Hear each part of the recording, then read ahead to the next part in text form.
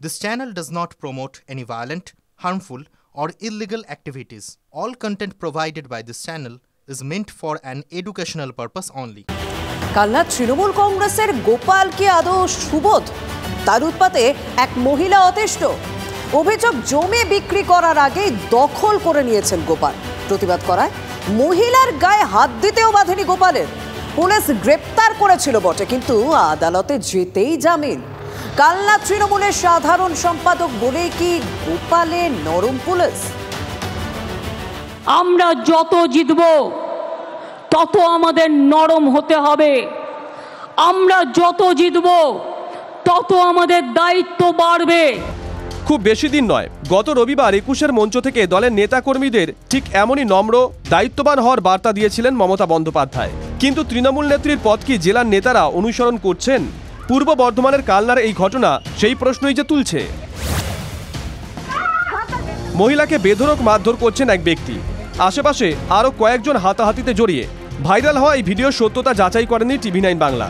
তবে অভিযোগ, মহিলাকে যিনি মারছেন তিনি কালনা শহর তৃণমূল কংগ্রেসের সাধারণ সম্পাদক গোপাল তিওয়ারি। জমির দখল নেওয়াকে কেন্দ্র করেই নাকি এই গণ্ডগোল। তৃণমূল নেতা গোপাল তিওয়ারির বিরুদ্ধে এই জায়গা জোর জবরদস্তি দখল করার অভিযোগ। এই জায়গা দখল করে প্রাচীর দিয়ে ঘিরে নেওয়া হচ্ছিল, আর তাতেই বাধাপ্রাপ্ত হয়ে এই বাড়িতেই ঢুকে গোপাল তিওয়ারি একদম সদল বলে এই বাড়িতে উপস্থিত হয়ে সাত সকালেই এই পরিবারের উপর আক্রমণ করে। শনিবার দলবল নিয়ে কালনা দেবনাথপাড়া এলাকায় এই বাড়িতে চড়াও হওয়ার অভিযোগ তৃণমূল নেতার বিরুদ্ধে। গোপাল তিওয়ারি তো উনি এখানে পাঁচিল দেয়, আমরা বারণ করি যে আমাদের এখানটা একটুখানি জায়গা রাখুন আমাদের যাতায়াত করার জন্য। মিনিমাম 50 জনা তাদেরকে নিয়ে আমাদের ঘরের ভিতরে ঢুকে আমাদেরকে মারধর। তাদের হাতে লাঠি ছিল, দা ছিল, শাবল ছিল, কোদাল ছিল। মারধরের ভিডিও প্রকাশ্যে আসলেও অভিযোগ উড়িয়ে কালনা শহর তৃণমূল কংগ্রেসের সাধারণ সম্পাদক গোপাল তিওয়ারির পাল্টা দাবি। আমাদের পাঁচিল ভেঙে দিয়েছে, সেটা নিয়ে আজকে বলতে গেছি। ওরা বাইরে থেকে আমাকে ঘরের মধ্যে টেনে ঢুকিয়ে নিয়ে ওইখানে আমি নিজেকে বাঁচার জন্য আমি পালিয়ে আসার, ওরা ঘরের মধ্যে ঢুকিয়ে ওরা 4-5 জন মিলে আমাকে এলোপাতাড়ি মারতে থাকে। কারো গায়ে হাত দিইনি, আমি নিজেকে পালিয়ে আসার জন্যে, নিজেকে আত্মরক্ষার জন্য আমি বেরিয়ে আসার চেষ্টা করছিলাম। পরিবারের অভিযোগ, জোর করে তাদের জমি দখল করতে চেয়েছেন তৃণমূল নেতা। আমরা ব্যাংকে গেছিলাম, ব্যাংকে গিয়ে আমরা চিঠি করি জায়গাটা বিক্রি করে ঋণটা পরিশোধ করব। আমাদের তো সেটাই বলে মনে হচ্ছে যে জোর জবরদস্তি দখল করছে। একটা সম্পত্তি ব্যাংক থেকে নিলামে কিনেছিলাম, অকশনে সরকারি সমস্ত নির্দেশ মেনে। সেই সম্পত্তিটা হচ্ছে ব্যাংক আমাকে ওখানে পজিশন দিয়েছে। প্রকাশ্যে বাড়িতে ঢুকে মারধরের এমন ছবি সামনে আসায় অস্বস্তিতে পড়েছেন তৃণমূল নেতৃত্ব। আইন কারোরই নিজে হাতে তুলে নেওয়া ঠিক না, কারণ যদি গোপাল তিওয়ারি জায়গাটা কিনে থাকেন এবং গোপাল তিওয়ারি যদি পাঁচিল দিতে যায়, বারবার যদি ওরা যদি পাঁচিলটা ভেঙে দেয়, তার জন্য তো আইন আছে, পুলিশ আছে, পুলিশের কাছে উনি লিখিত একটা অভিযোগ জানাতে পারত। মানুষের কাছ থেকে ছিনিয়ে নিতে হবে এবং করে খেতে হবে। বিভিন্ন নেতারা তাদের করে খাওয়ার জায়গাতে বাধাপ্রাপ্ত হলে পরে সেখানে মা বোন কেউ কোনো দেখাদেখি দিক বেদিক কোনো জ্ঞান থাকে না। হামলার অভিযোগে কালনা থানায় অভিযোগ দায়ের করে আক্রান্তের পরিবার। তার ভিত্তিতে অভিযুক্ত গোপাল তিওয়ারিকে গ্রেপ্তার করে পুলিশ। কিন্তু তারপর কালনা আদালতে সহজেই জামিন পেয়ে যান শাসক নেতা, কারণ তার বিরুদ্ধে নাকি জামিনযোগ্য ধারা দিয়েছিল পুলিশ। এবং লার্নেড কোর্ট উভয় পক্ষে শোনার পর জামিন দেন। জামিনযোগ্য অপরাধ ছিল, এটা হচ্ছে যে কটা ধারা সবই কি জামিনযোগ্য অপরাধ ছিল। তাহলে যে সোশ্যাল মিডিয়ায় আমরা দেখতে পাচ্ছিলাম যে অভিযোগ উঠছিল যে মারধর করা হয়েছে, শ্লীলতাহানির অভিযোগ, দেখুন সেটা ইনভেস্টিগেশনের পার্ট, এবং যেটা এসেছে সেই তার বেশি কিছু করা যায় না। এটা কোনো বিরোধিতা করা হয়নি জামিনের বিরোধিতা তো আমি যেখানে পাবলিক প্রসিকিউটর আছি, যেখানে বেলেবেল অফেন্স থাকে, সেখানে বিরোধিতা করার কিছু থাকে না, এটা হচ্ছে ব্যাপার। এত কিছু প্রমাণ আমি দিলাম আপনাদের সামনে, আজকে কি করে উনি এইভাবে জামিন পেয়ে যায়? আমাদের কি নিরাপত্তা থাকলো? তাই যাবো আমরা এবার, যখন তখন আমাদেরকে মার্ডার করে দেবে। প্রশ্ন হলো, কেন জামিনযোগ্য ধারা দিল পুলিশ? শাসক নেতা বলেই কি? তাহলে কি গ্রেপ্তারি সেফ আইওয়াশ? কৌশিক দত্ত, TV9 বাংলা, কালনা।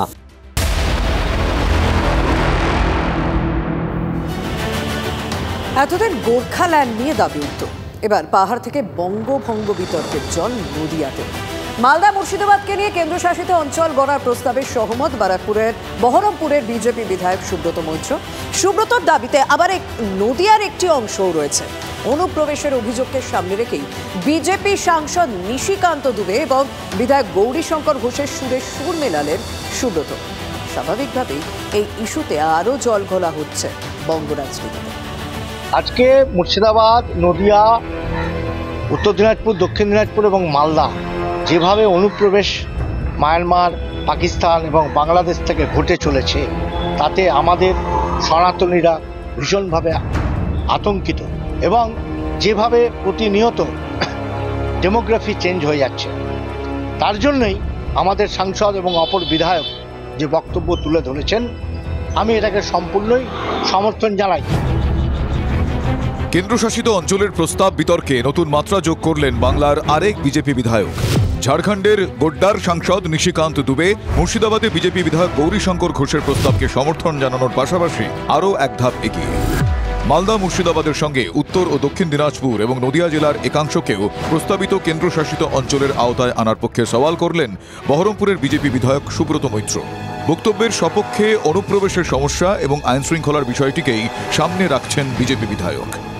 কেন্দ্র সরকার এবং রাজ্য সরকার উভয়ের চিন্তা ভাবনা করা উচিত এ বিষয়ে। পুলিশ প্রশাসনের যারা চেয়ারে বসে আছেন, তারা প্রতিনিয়ত এই জিনিসগুলো দেখছেন। তাদের হাতে আইন আছে, তাদের হাতে শাসন ব্যবস্থা আছে, কিন্তু তারা এগুলোতে কোনো কর্ণপাত করে না, দৃষ্টি দিয়েও দেখে না। যার জন্যই দরকার কেন্দ্র আইন শাসন ব্যবস্থা। গত বৃহস্পতিবার সংসদ অধিবেশনে ঝাড়খণ্ডের বিজেপি সাংসদ নিশিকান্ত দুবে বিহার সাঁওতাল পরগনার একাংশের সঙ্গে মালদা মুর্শিদাবাদকে নিয়ে কেন্দ্রশাসিত অঞ্চল গড়ার প্রস্তাব দেন।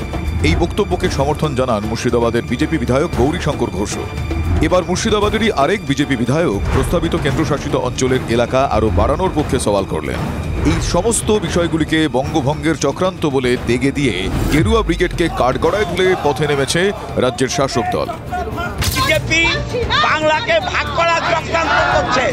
এই বাংলা ভাগের চক্রান্ত আমরা মানছি না। বাংলা ভাগকে কোনোভাবেই বাঙালিরা মেনে নেবে না। মমতা ব্যানার্জি তো প্রচুর বলেছিল উত্তরবঙ্গকে সুইজারল্যান্ড করবে, উত্তরবঙ্গে ট্রেন সেবা, শিল্প, চাকরি সব নাকি এনে দেবে, কিছুই তো করতে পারেননি। সেই কারণে যাতে উত্তরবঙ্গের উন্নয়নের জন্য অর্থনৈতিক যাতে উন্নয়নের ব্যবস্থা থাকে, তারই কথা বলা হয়েছে। কোথাও কোনো রাজ্য ভাগের প্রস্তাব বিজেপির নেই, রাজ্য ভাগের পক্ষে বিজেপি নয়।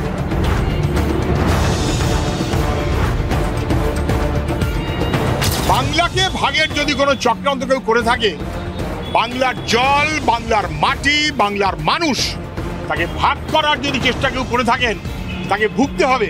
এই চেষ্টা করেছিলেন মমতা ব্যানার্জি। দক্ষিণে মমতা, উত্তরে কামতা, এই চেষ্টাই করেছেন বিজেপির নেতারা। 2021-এর বিধানসভা নির্বাচনের ফল ঘোষণার পর উত্তরবঙ্গকে বঞ্চনার অভিযোগে পৃথক রাজ্য অথবা কেন্দ্রশাসিত অঞ্চল হিসেবে গড়ে তোলার দাবি তোলেন বিজেপির একাধিক জনপ্রতিনিধি। কিন্তু এই ইস্যুটি রাজনৈতিক আলোচনার বিষয়বস্তু হয়েই থেকে গিয়েছে। এবার মালদা ও মুর্শিদাবাদকে কেন্দ্র করে কেন্দ্রশাসিত অঞ্চল গড়ার প্রস্তাব নিয়ে বিতর্কের জল কতদূর গড়ায়, সেদিকেই নজর পর্যবেক্ষক মহলের। কৌশিক ঘোষ, সনদ মাঝি ও সুমন মহাপাত্রর রিপোর্ট, TV9 বাংলা।